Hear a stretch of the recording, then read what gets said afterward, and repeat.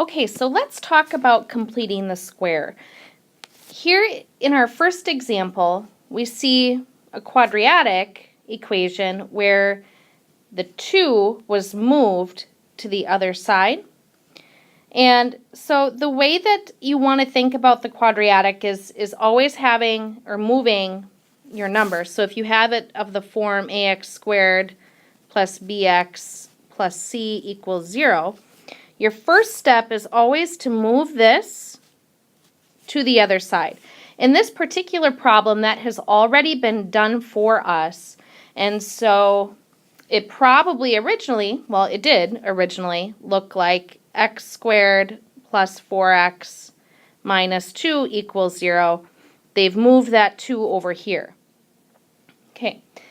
The next step when you're looking at completing the square is that you want to rewrite it so that you take half of b and square it. So if you think about half of b all squared, what does that equal? Well, half of 4 is 2, and if we square the 2, that gives us 4. You then add this to each side. Okay, so now our equation looks like x squared plus 4x plus 4 equals 2 plus 4. Okay, and now we can begin to simplify. The idea of completing the square is that on the left-hand side you have a perfect square. So if we were to factor this, you would get x plus 2, or x plus 2 all squared, equaling 6. Okay, now we can take the square root of each side, okay, and that leaves me with x plus 2 equals plus or minus the square root of 6. Now we simply solve for x, so we subtract 2 from each side, and we are left with x is equal to minus 2 plus or minus the square root of 6. Okay, so that's the first example. Let's try another one. In this case, we're going to start it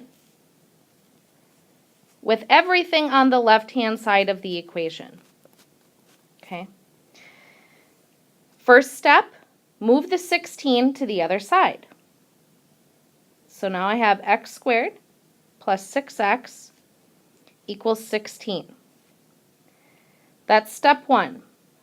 Step 2, determine what 1/2 b squared is. In this case, 1/2 of 6 is 3. And if I were to square 3, I get 9. Okay, now I'm going to add that to both sides of my equation. So it looks like x squared plus 6x plus 9 is equal to 16 plus 9. Simplify on both sides. So if you were to factor the left-hand side, you would get x plus 3 squared is equal to 25. Okay. Next step, take the square root of both sides. That leaves us with x plus 3 is equal to plus or minus 5. Then we solve for x. Subtract your 3 from each side. So we now have x is equal to plus or minus 5, minus 3. So now we know that x is equal to 2, or x equals a negative 8. Okay. The last example is a little bit trickier for us. In this example, we have x squared plus x plus 2 equals 0. Move that 2 over, so you have x squared plus x is equal to a negative 2. Determine what your 1/2 b squared should be 1/2 of 1 is 1/2. And if you were to square that, you would get 1/4. So now add that to each side. So I have x squared plus x plus 1/4 is equal to a -2 plus 1/4. Okay. I'm going to simplify this now. So you have x plus 1/2 squared is equal to a -7/4. Okay. Take the square root of each side. But wait. Here, we know that we can't take the square root of a negative number. So before we take the square root, let's rewrite that using I.